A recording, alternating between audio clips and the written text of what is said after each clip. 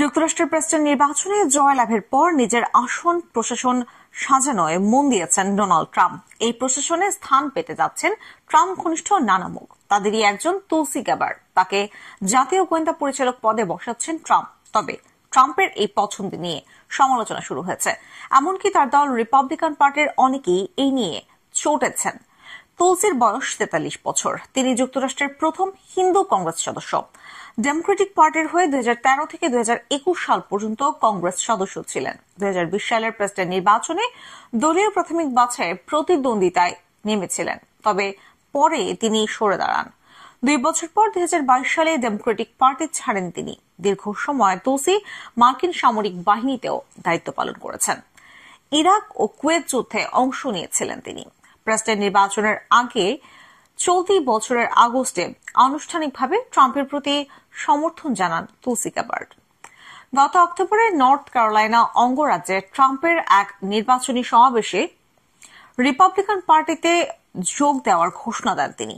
নির্বাচনের আগে ট্রাম্পের প্রচার শিবিরের হয়ে গুরুত্বপূর্ণ ভূমিকা পালন করেছেন। জাতীয় গোয়েন্দা পরিচালক যুক্তরাষ্ট্রের ইন্টেলিজেন্স কমিউনিটির প্রধান হিসেবে দায়িত্ব পালন করেন। তিনি ন্যাশনাল ইন্টেলিজেন্স প্রোগ্রামের দেখভাল করেন। পাশাপাশি জাতীয় নিরাপত্তার খাতিরে যুক্তরাষ্ট্রের প্রেসিডেন্ট, জাতীয় নিরাপত্তা কাউন্সিল ও হোমল্যান্ড সিকিউরিটি কাউন্সিলের উপদেষ্টা হিসেবে দায়িত্ব পালন করেন।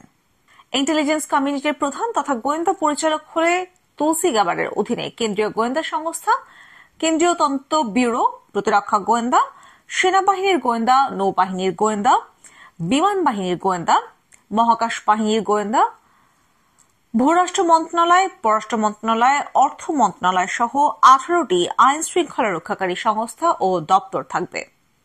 সংবাদ মাধ্যম সিএনএনকে তুলসি একবার বলেছিলেন, 2017 সালে গোপনে সিরিয়া সফরে গিয়ে বাশার আল আসাদের সঙ্গে দেখা করেছিলেন তিনি।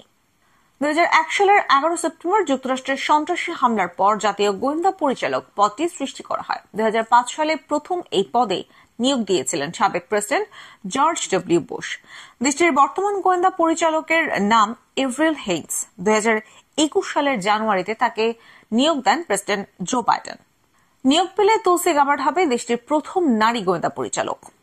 গোয়েন্দা সংক্রান্ত কোনো পদে দায়িত্ব পালনের ক্ষেত্রে সরাসরি তুলসি গ্যাবার্ডের কোনো অভিজ্ঞতা নেই। আর এতদিন যারা জাতীয় গোয়েন্দা পরিচালক হিসেবে দায়িত্ব পালন করেছেন তাদের মতো তুলসি কোনো জ্যেষ্ঠ সরকারি পদে আগে ছিলেন না। তিনি শুধু 2 বছরের জন্য যুক্তরাষ্ট্রের প্রতিনিধি পরিষদে স্বরাষ্ট্র মন্ত্রণালয় বিষয়ক কমিটির সদস্য ছিলেন। তবে সময় গড়ানোর সঙ্গে সঙ্গে যুক্তরাষ্ট্রের ইন্টেলিজেন্স কমিউনিটির বিভিন্ন সিদ্ধান্তের সমালোচক হয়ে উঠেছেন তুলসি। অন্য কোনো দেশে যুক্তরাষ্ট্রের হস্তক্ষেপের বিরুদ্ধে অবস্থান নিয়েছেন তিনি। মোদ্দা কথা, বিশ্বের অন্য কোথাও চলা যুদ্ধে যুক্তরাষ্ট্র যেন হস্তক্ষেপ না করে সে বিষয়ে সোচ্চার থেকেছেন তুলসি।